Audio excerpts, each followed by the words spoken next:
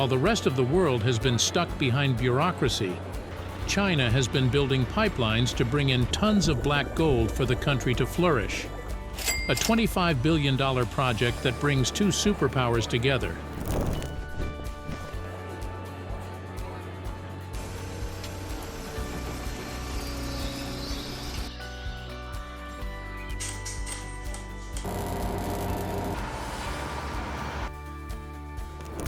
A domestic natural gas network that boosts the economy, and a strategic pipeline that bypasses the nation's greatest vulnerability.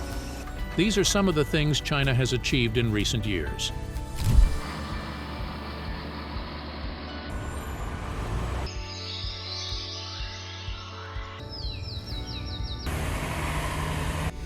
And chief among these achievements is China's crown jewel, the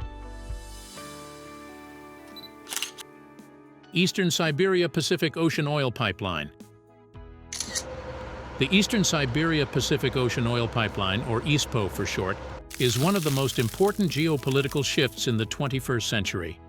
It is the symbol that Russia is choosing to rely on China for its energy future rather than on Europe. The ESPO is more than a pipeline. It is a promise between two nations that will last for decades. But first, let's talk about how this massive pipeline spanning 3,000 miles was built in the first place.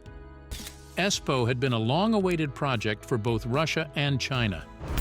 Both countries had been discussing it since the 1970s. But it wasn't until 2006 that the construction actually began. And surprisingly, the progress was faster than expected. The first section of the pipeline was completed in 2009.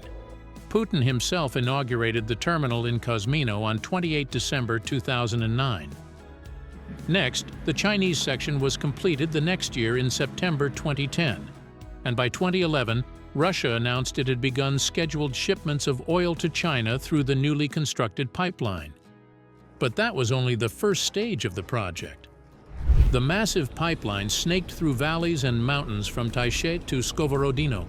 The second phase, completed in 2012, saw it extended further from Skovorodino to Kosmino.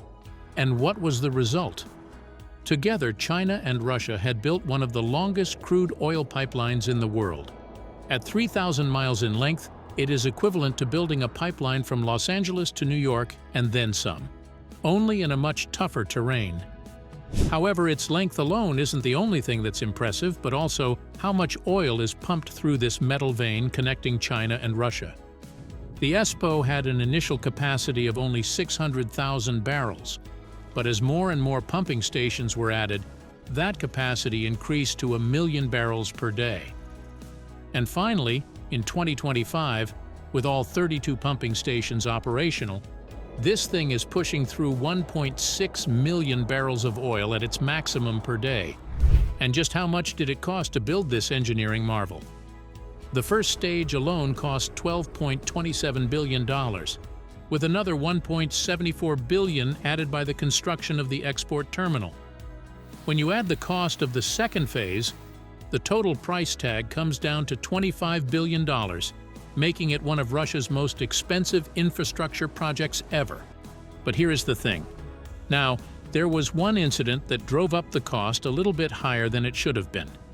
Initially, the pipeline was supposed to go through the Lake Baikal area.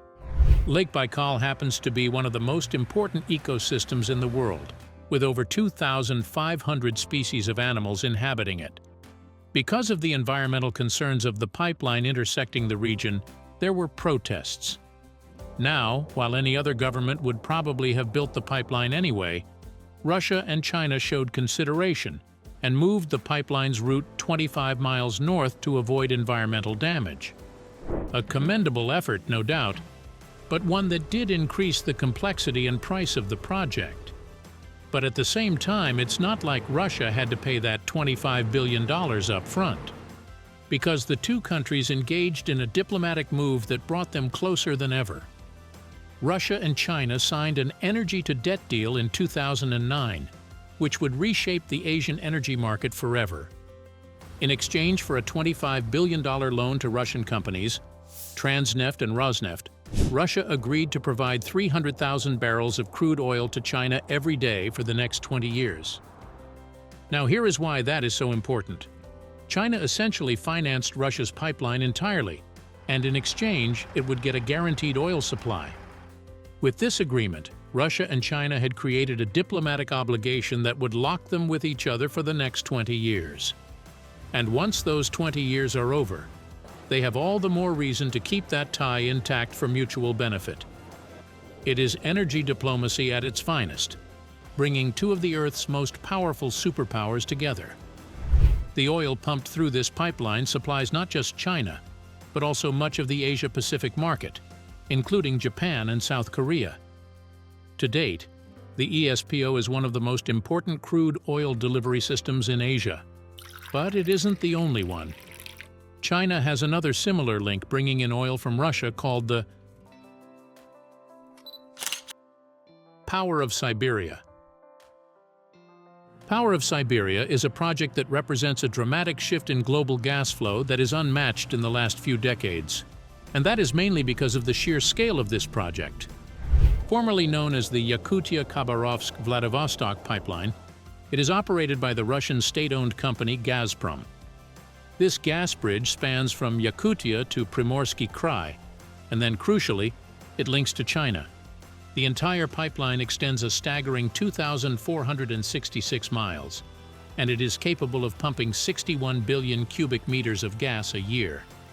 And out of that 61 billion, 38 billion cubic meters of gas a year, yes, more than half, is supplied directly to China. So China isn't just driving in a mind-numbing amount of oil from Russia via the ISPO pipeline, it is also one of Russia's biggest importers of gas. And the foundations for this project that surpasses boundaries happened all the way back in 2014. On 21 May 2014, Russia and China signed a landmark gas deal with a $400 billion handshake. And that money was crucial to make this pipeline a possibility. But here is the thing. There was more at play here than met the eye. This expensive deal wasn't just a business transaction. When you look at the historical context, you see that this agreement came shortly after Russia annexed Crimea. And at the time, Western countries like the US and Europe were imposing heavy sanctions on Russia. And who comes to help? China, of course, with hundreds of billions of dollars to bail Moscow out of trouble. And just like that, Russia's focus shifted from Europe as its most reliant exporter to Asia, especially China. The construction of the Power of Siberia pipeline began in September 2014. Both Putin and the Chinese Deputy Prime Minister Zhang Gaoli attended the groundbreaking ceremony. And just like that, the groundwork for one of the longest gas pipelines in the world began. The Chinese side also began the construction of a connecting pipeline in June 2015. However, there were some major hurdles that had to be overcome first. For China to extend its end of the pipeline, it needed to cross the Amur River. And since this river is an important landmark in the region, they couldn't just build over it. The only other way was to go down below. And so, boring machines drilled through the earth, creating two subterranean tunnels that went under the river. There was a lot of risk at play here. Above the workers was an entire river, and even a single misstep could mean flooding and loss of life. But with some luck, and thanks to China's supremacy in building top-notch tunnel boring machines, that never happened. The two 3,737 feet long tunnels were completed on March 2019, and the pipeline stood strong in the bowels of the earth. In October of the same year, pressurized gas began flowing like lifeblood through the metal pipes. The delivery of gas began with the initial capacity of the pipeline at 5 billion cubic meters per year in 2020. And by 2025, that number has grown gradually to 38 billion cubic meters of gas per year. Right now, the Power of Siberia is operating at its full export capacity. But in the future, that could change as China imports more and more gas from Russia via this same route. Now here is why this project isn't just about gas, but reflects the greater geopolitical shift in the region. As I mentioned earlier, Russia faced severe sanctions from Europe, its main natural gas importer, back in 2014. And with the Power of Siberia pipeline, Russia has shifted focus to Asia with China as its main importer for natural gas. This pipeline represents how easily Russia was able to find a new customer for one of its most important natural resources when it got the cold shoulder from the West. And this tie isn't just important for Russia, it is also a major win for China, which relies heavily on coal energy to meet its power demands. With natural gas coming in from Russia, China isn't as reliant on a single energy source, diversifying its energy sector. That alone is quite important for China, not just because more diversity means a safer approach to energy production, but also because China is leaning toward more environmentally friendly sources of energy.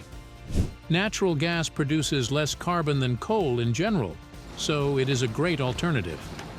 Plus, China is buying gas from Russia for a cheaper price compared to what it is paying the Central Asian countries. But the story doesn't end here, because the Power of Siberia is about to get a sequel. Power of Siberia 2, also known as Altai Gas Pipeline, is a proposed project that is still in talks between the two nations. This pipeline would connect the gas reserves in the western Siberia Altai region to northeastern China, creating another route for natural gas to be exported. Now, whether or not this pipeline comes to be is yet to be seen. Meanwhile, China isn't just relying on Russia for its energy demands. It has many other alternatives that are just as viable. West-East Gas Pipeline. The West-East Gas Pipeline is China's masterpiece when it comes to energy infrastructure. And this pipeline serves a different function than the other pipelines we have discussed so far. It isn't a route used to import or export gas across borders. Rather, it is a domestic web of pipelines connecting China's resource-rich west with its economically booming east. An important thing to understand is that the West-East Gas Pipeline isn't a single pipeline. Rather, it is 4 massive pipeline projects that collectively make up one of the world's most extensive gas transmission systems. Let's talk about each one in detail. The first West-East Gas Pipeline runs from London in Xinjiang to Shanghai. Spanning 2,500 miles, it passes through 66 cities and 10 provinces, making it one of the longest pipelines in the country. Construction for this section began back in 2002, and by 2005, the pipeline was fully functional. With a capacity of 12 billion cubic meters per year, it serves as an integral part of the natural gas supply infrastructure for the Yangtze River Delta, which serves as China's economic powerhouse. The capacity was further increased later to come to a total of 17 billion cubic meters of natural gas pumped through every single year. The second phase of the project began in 2008, when the construction began on the second pipeline. This time around, the length of the pipeline was even longer. The main line spanned 3,009 miles, but combined with the 8 sublines, its total length came to a staggering 5,656 miles. Costing $20 billion, this pipeline connected the Kyrgyz region with Guangzhou in Guangdong. This connected the western borders of the nation with the manufacturing heartland of China in the south. A key link that would help fuel factories and production plants that fuel China's economy. The work on the third pipeline began in 2012.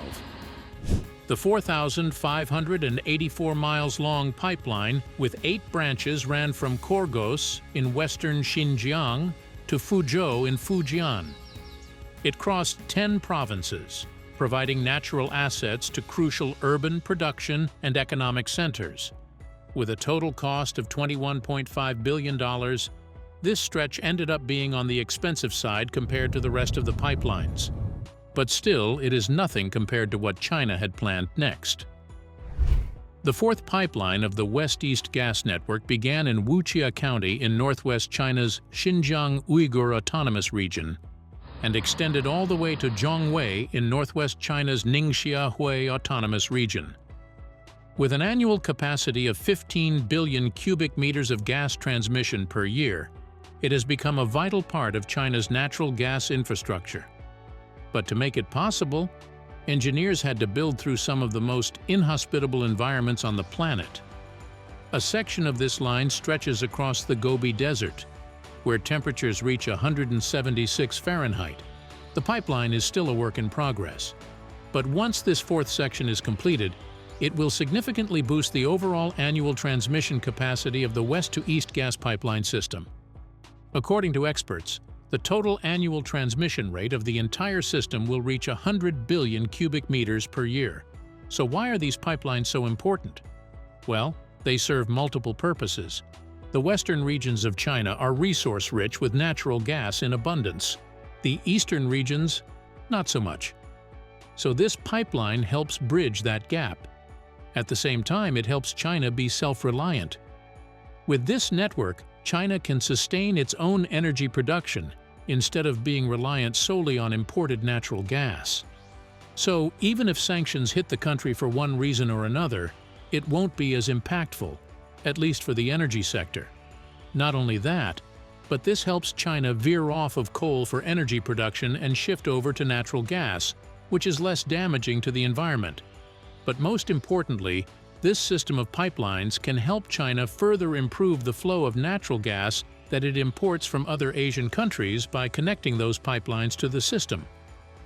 Honestly, it is astounding how resourceful China is, and projects like this one put that clearly into perspective. The nation has solidified its own natural gas reserves as a viable energy source, at the same time creating an easier path to tapping into Central Asia's vast reserves. A stroke of genius, especially when you consider the kind of infrastructure connecting China to the rest of Asia, like this next pipeline, Central Asia-China Gas Pipeline. The Turkmenistan-China Gas Pipeline, also called the Central Asia-China Gas Pipeline, is one of the most geopolitically significant mega-projects in recent history. After all, it is China's first pipeline to import gas from Central Asia, and its very presence has changed the region's energy dynamics significantly.